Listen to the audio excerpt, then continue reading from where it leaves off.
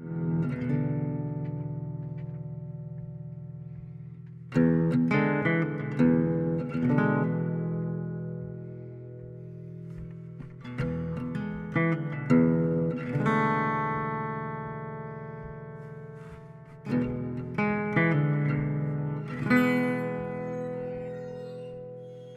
of the biggest success stories, I guess, would have to be what was known as Team Number One. Team Number One was the original franchisee of the Team Electronics chain. Team Central was the central organization of all the Team Electronics stores, some 100 stores, mostly in the upper Midwest, and it continues to operate this day. They've now changed their name to FirstTech with the demise of the Team Electronics stores. But to my knowledge, that would make them the longest continuously running Apple reseller in the United States. There's more back there. Got a bell and howl. Yeah. I don't think we ever want to fly this. It's probably not Flight worthy? Oh, well, is that it a probably kite? is, but it's just too valuable. You Oh know? yeah. We got an Apple III back there and some other stuff too, but this is mostly the fun stuff. The cool stuff. Oh, And we're yeah. pretty sure it all works. Back in 1977, I convinced my boss, at the time I was working as a buyer for the Team Electronics chain, which was headquartered here in Minneapolis, convinced him to let me go to the first annual West Coast Computer Fair. Out there, I discovered a number of companies. I'd gone to look at the processor Sol machine. I was already aware of the Altair. Discovered a little company called Apple who had a pretty good sized booth right inside the front door.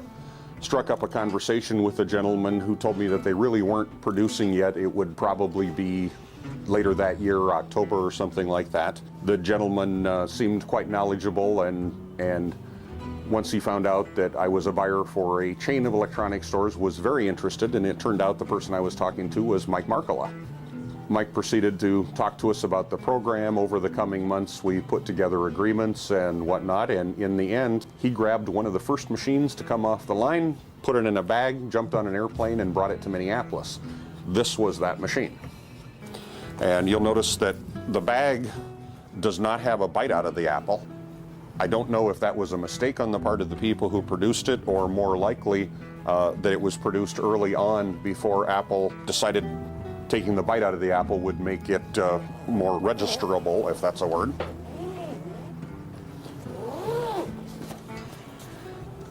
And this is the original brochure that came with the Apple II, or for the Apple II. It's very simple, has an apple on the cover. And if you'll notice on the wall beside us, there is a photo that looks suspiciously familiar. That is one of 3 photos that was ever produced in photo form. I was given one for Christmas by Mike Marcola. I'm told that their banker at the Bank of America got one, and that there was a third one at Apple.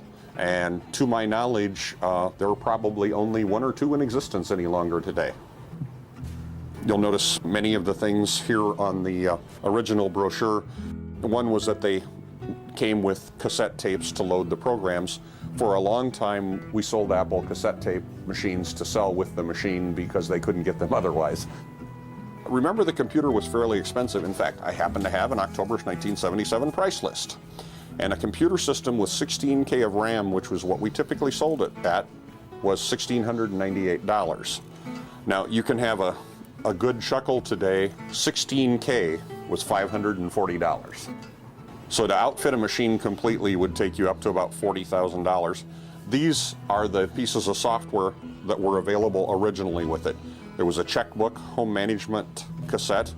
There was the breakout game, which was a little bit like Pong, a Star Trek game, and high-res graphics routines. And that was what you could get with it at this point in time. That was every piece of software Apple had. And then this is the real deal. This is the real deal. It's a used computer. It was actually used, but here's the key. There's the serial number. And as you can see, this was serial number 5, 5th machine to ever come down the line, assuming they put stickers on 1 through 4.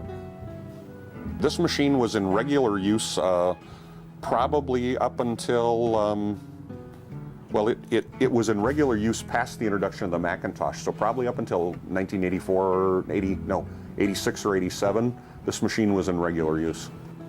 That's what you came all this way to see.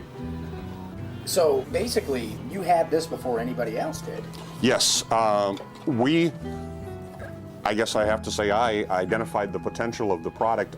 We were the first dealer/distributor that Apple ever had.